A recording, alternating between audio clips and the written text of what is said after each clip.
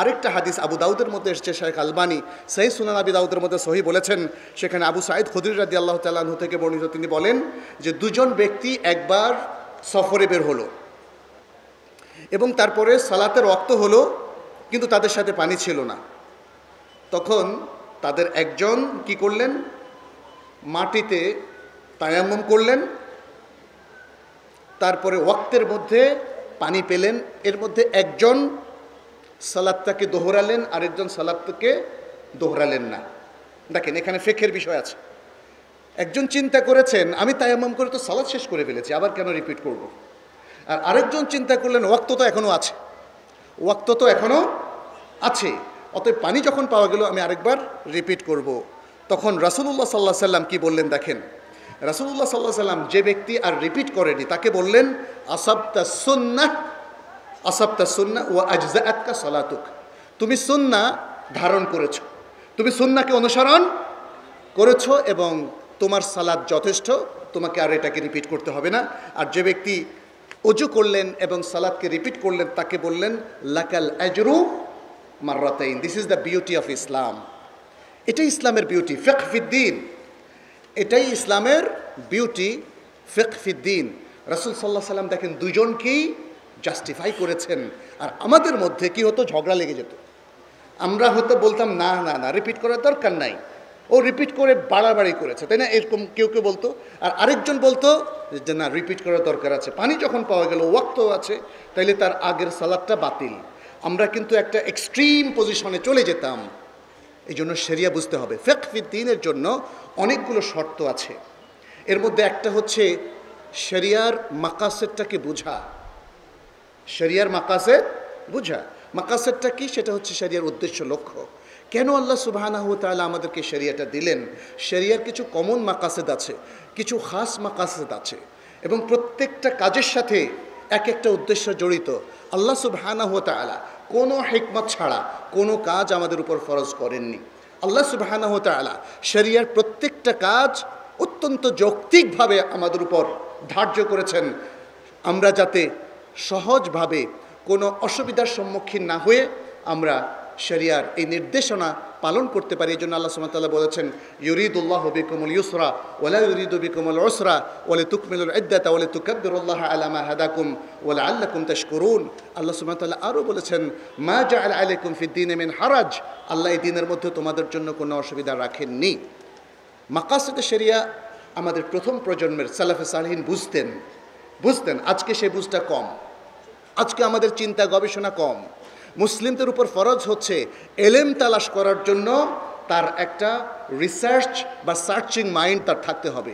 প্রত্যেকটা জিনিসকে খুঁটিনাটি ভালো করে যাচাই করে সে সত্যকে গ্রহণ করবে।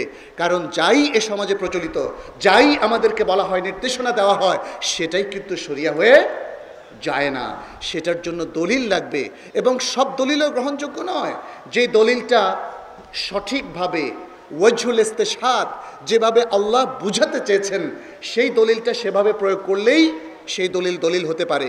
হাদিসের ক্ষেত্রে দলিল যদি জাল হয়, দলিল যদি দাইফ হয়, তাহলে সেটা দিয়ে কোনো হুকুম সাব্যস্ত হবে না।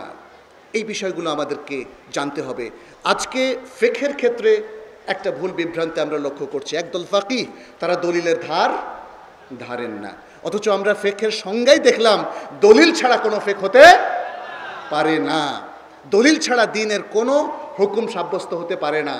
প্রত্যেকটা দ্বীনের, এটাকে বলা হয় আল আহকাম শারঈয়া। আমরা ফরজ, ওয়াজিব, সুন্নত, মুস্তাহাব, মুবাহ, মাকরুহ, হারাম যাই বলি না কেন, শরিয়ার প্রত্যেকটা হুকুমের পিছনে একটা না একটা দলিল লাগবে। এটা সবার পক্ষে হয়তো ইস্তেমবাত করা বোঝা সম্ভব নাও হতে পারে।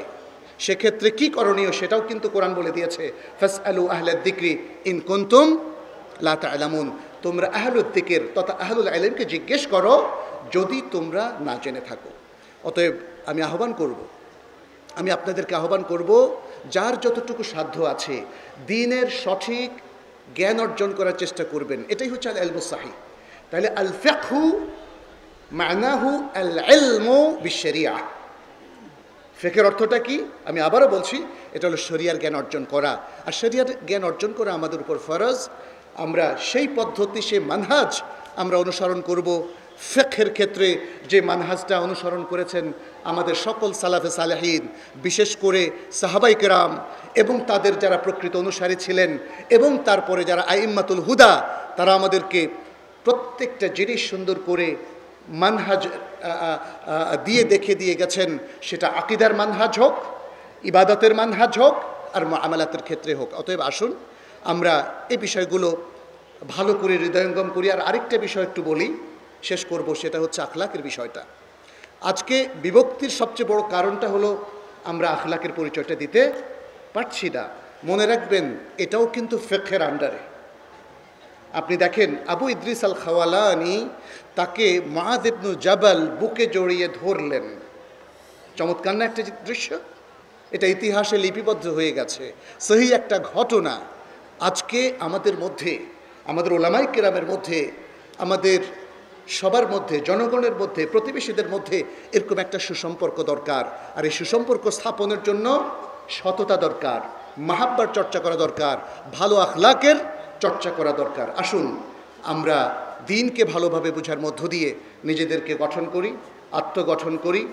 আমাদের এই সমাজে যত জঞ্জাল আছে সেটাকে অত্যন্ত বুদ্ধিমত্তার সাথে, সেটাকে বিজ্ঞতার সাথে আমরা প্রতিহত করি। আমরা মানুষের সাথে সম্পর্ককে উন্নয়ন করি এবং সকল মানুষকে নাসিহা করি, যেভাবে আমাদের সালাফে সালেহিন করেছিলেন। আল্লাহ আপনাদের সবার আমলগুলোকে কবুল করুন। আপনাদের সবাইকে আল্লাহ তাআলা বিশুদ্ধ হেদায়েতের উপর রাখুন, সিরাতুল মুস্তাকিমের উপর রাখুন শেষ নিঃশ্বাস পর্যন্ত, এবং আমাদের সবাইকে আল কোরআন ওয়া সুন্নাহর দিকে ফিরে আসার তৌফিক দান করুন। আমাদের দেশের সকল গুরুত্বপূর্ণ ব্যক্তিকে আল্লাহ তাআলা হেদায়েত দিন, দ্বীনের সঠিক সমঝ দিন, আল ফিকহ ফিদ্দীন অর্জন করার তৌফিক দান করুন। এই আল্লাহর কাছে দোয়া রেখে এবং আপনাদের সবাইকে শুকরিয়া জানিয়ে, আয়োজকদেরকে শুকরিয়া জানিয়ে আমি এখানেই আমার বক্তব্য শেষ করছি। হাদা ওয়া সাল্লাল্লাহু সাল্লামা আলা নবিয়িনা মুহাম্মদ ওয়া আলা আলিহি ওয়া আসহাবিহি আজমাইন। সুবহানাকাল্লাহুম্মা ওয়া বিহামদিক আশহাদু আল্লা ইলাহা ইল্লা আনত আস্তাগফিরুকা ওয়া আতুবু ইলাইক। ওয়াসসালামু আলাইকুম ওয়া রাহমাতুল্লাহ।